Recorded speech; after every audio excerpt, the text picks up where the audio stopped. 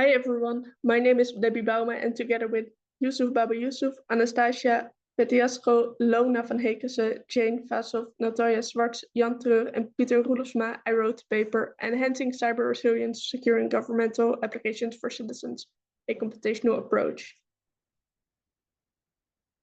The digital transformation of government services, such as the implementation of systems like DigiD in The Hague, enhance accessibility, streamlined interaction, and improve service quality. However, these advancements also expose the municipality to cybersecurity risks, as evidenced by previous attacks on Dutch municipalities, such as the Hof van Twente ransomware attack and The Hague's DDoS attack. These incidents underline the critical need for robust cybersecurity measures to protect sensitive data. To address these threats, the concept of cyber resilience is introduced, emphasizing a system that is robust, flexible, and adaptive, prioritizing both prevention and effective responses to disruptions. Collaboration among stakeholders, continuous learning to address gaps, and integrating adaptive security measures are crucial.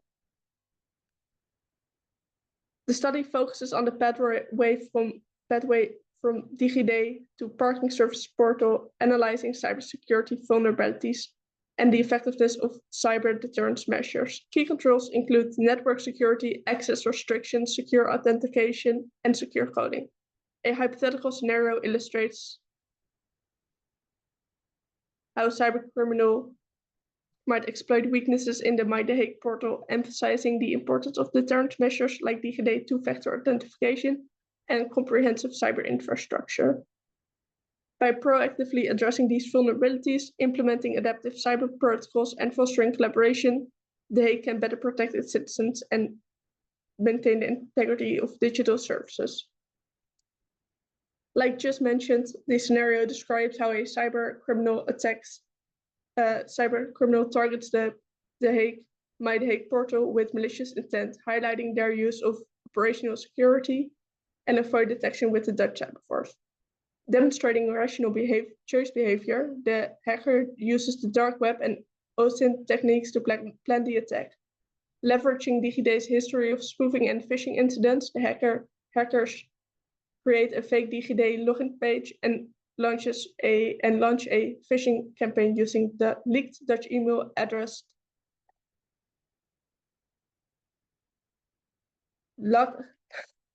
leaked Dutch email addresses purchased on the dark web. Once credentials are obtained, the hacker exploits accounts without two-factor authentication enabled by default. Gaining access, they explore connected systems for vulnerabilities, focusing on parking-related systems, presumed to be less protected. The attacker's goal is to breach the municipality database and compromise its integrity. The scenario emphasizes the importance of a robust network and strong authentication measures, such as the two-factor authentication by DigiD in thwarting such attacks. Without a solid cyber infrastructure, even seemingly minor systems could become entry points for significant breaches. Rational choice theory is highlighted as framework for understanding the hacker's calculated decision-making progress. We characterize a temporal causal network as follows. X and Y denote nodes of the network, also called states. These have different properties such as connectivity characteristics, aggregations characteristics, and timing characteristics. I won't bore you with the details of the formula that we use, but they can be seen on the screen. And these were used to calculate the values of each state and each given time point. Realistic network models are typically adaptive, where both the state and certain network characteristics change over time. To address this, self-modeling networks provide a network-centric conceptualization for adaptive networks. These self-modeling networks enable the formulation of declarative descriptions using mathematically defined functions and relations. On screen, the network model can be seen with the base level, which is shown as the pink plane, And this illustrates the basic scenario and the adaptation level, which can be seen in the blue plane, representing the controls that could be applied to specific steps within the database with the base level model. Upwards arrow indicate information flow from the base level to the control level, and these represent how the current state of the base level process informs the selection. The connectivity between the states in the base model represent the causal pathway of the actions and decisions of the hacker. The conceptual design of the network model illustrates the hacking process and its underlying cybersecurity controls through a two-level structure. The base level represents the scenario's basic step and contextual factors, while the adaptation level comprises control that can be applied to specific steps to influence the process.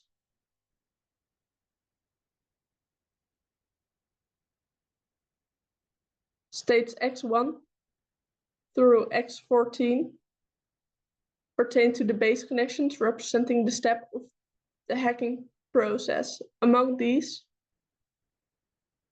X1, X2, X11, and X13 serve as contextual factors influencing the decision-making of the hacker at certain points in time.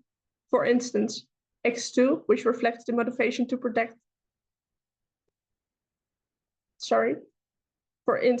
X2, which reflects the motivation to protect the identity, guides the decision of the hacker to prioritize operational security before proceeding with subsequent attack phases. Similarly, X11, access restriction, creates the context for the hacker to stop the attack due to an encountered restriction or continue with accessing the compromised account as presented in the scenario.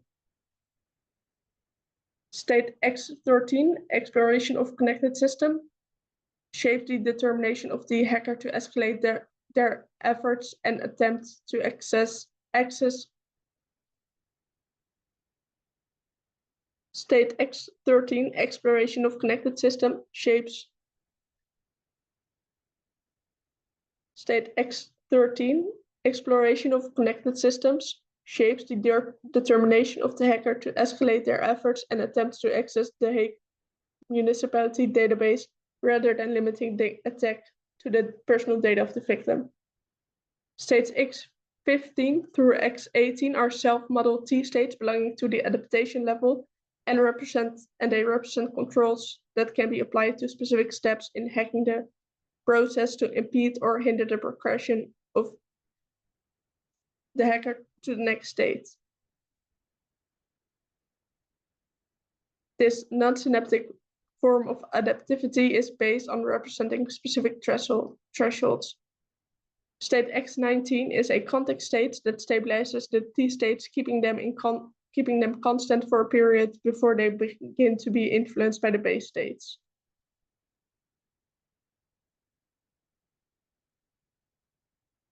In the simulation shown in the figure on the screen, it can be observed that the steps of the base scenario follow a chronological sequence of events, which is represented by the positioning of the lines in descending order. Here, time is on the horizontal axis and an activation level on the vertical axis.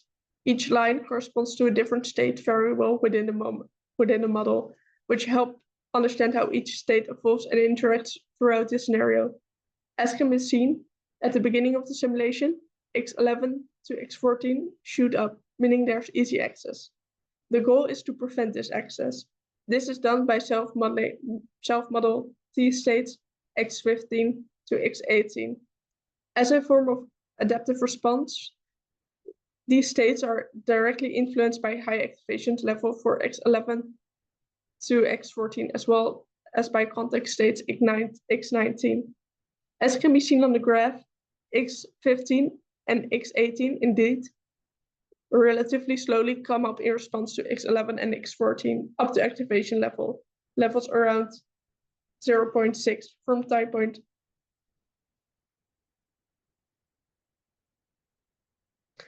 The increase of these T-state activations create a higher level of protection that in turn lead to the lowering of lowering of level states x11 to x14. This is more emphasized by the sudden increase of the contact state,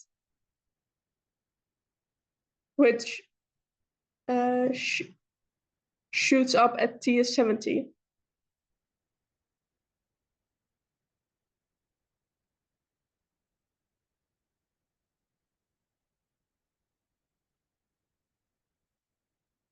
In the simulation shown by the figure on this,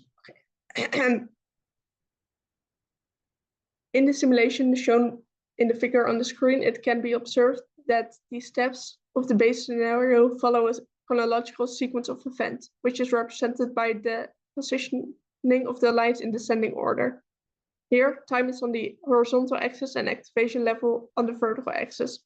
Each line corresponds to a different state variable within the model, and this helps understand how each states evolve and interacts throughout the scenario. As can be seen at the beginning of the simulation, x11 to x14 shoot up, meaning there's easy access. The goal is to prevent this access, and this is done by the self-model T states x15 to x18. And as a form of adaptive response, x15 and x18 until x18 are directly influenced by high activation levels for x11 to x14, as well as the connection states x19. As can be seen in the graph, x15 to x18 indeed relatively slowly, come up in response to x11 to x14 up to activation levels around 0.6 from time point 40 to 70. The increase of these T-state activations create a higher level of protection that in turn lead to the lowering of the level states x11 to x14 between time points 40 and 70, down to about 0.55. This is still more emphasized by the sudden increase of contact states x19 at T is 70. The securing T states increase further after time point 70, now up to values between 0.65 and 0.85, and the pitfalls x11 to x14 lowered further. When as a test, the context state x19 goes down at T is 120, the now values between 0.65 and 0.85, and the pitfalls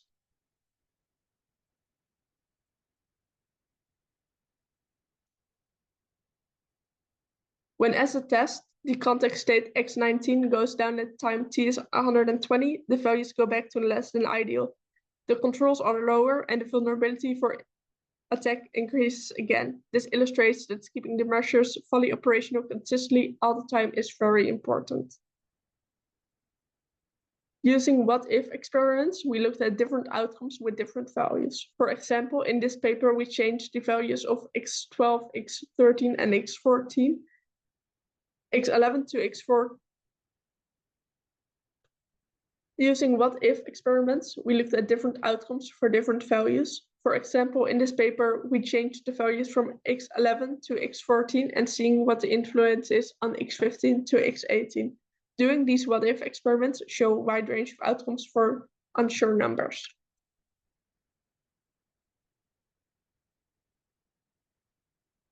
The aim of the risk assessment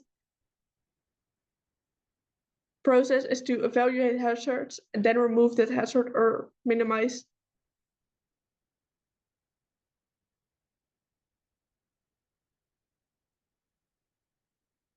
the aim of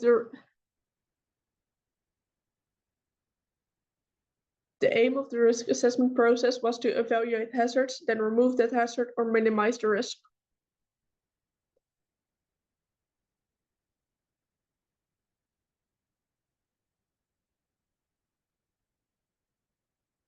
The aim of the risk assessment process is to evaluate hazards and remove these hazards when possible or minimize the level of the risk by adding control measures as necessary.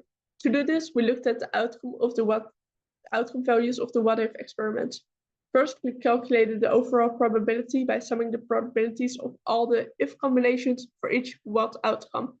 By doing this, we established probabilities for each outcome category. After that, we calculated each risk by multiplying the probability by impact estimation for each category. This could then be used to classify impact and risk levels from low to high and allowed us to analyze findings and evaluate system vulnerability and resilience. The digital transformation of government services in The Hague has enhanced service delivery. The digital transformation of government services in The Hague has enhanced service delivery, accessibility, and efficiency, but also has also introduced significant cybersecurity challenges, particularly zero-day vulnerabilities and expanded attack surfaces. These risks necessitate robust cybersecurity strategies, including effective deterrence and resilience measures to protect sensitive data and mitigate threats. There are some key strategies to address these challenges, and these include cyber resilience, adaptive cyber risk models, stakeholder collaboration, and adoption of a standard framework. There's also a proactive approach involving regular assessment and drills, which is crucial, and this includes vulnerability assessment, penetration testing, risk assessment, security audits, incident response drills. Contrary to prior studies on industrial systems and smart cities, this research focuses on addressing the weaknesses stemming from user uninformed design and emphasizes the interconnected nature of the systems that can lead to cascading damages. The computational model used in this study, validated through qualitative literature, identifies attack vectors specific to The Hague's municipality. However, the study's lack of quantitative data underscores the need for future validation using numerical datasets. Our simulation experiments reveal that low protection levels lead to significant vulnerabilities and higher risk. A critical issue with DigiD is its lack of mandatory two-factor authentication when logging in with a username and password from a new IP address. This security gap, confirmed as of June 7, 2024, allows access without additional verification, posing a serious threat to sensitive data. That's why we propose the following improvements. Firstly, a default two-factor authentication, which would ensure additional verification as mandatory, and this would significantly reduce unauthorized access risks. Secondly, a mandatory two-factor authentications for new devices. Even if users opt out for a repeated two-factor authentications from unremembered services, new devices should always require this two-factor authentication, which could be by SMS, email, or phone call. At the same time, user selector two-factor authentication would be ideal to ensure convenience and compliance. And lastly, enable two-factor authentication by default for all DigiD accounts, especially from logins from unfamiliar IP addresses. Thank you very much for your attention. This was the presentation for the paper, Enhancing Cyber Resilience, Securing Governmental Applications for Citizens, a Computational Analysis. Thank you all for listening and have a lovely day.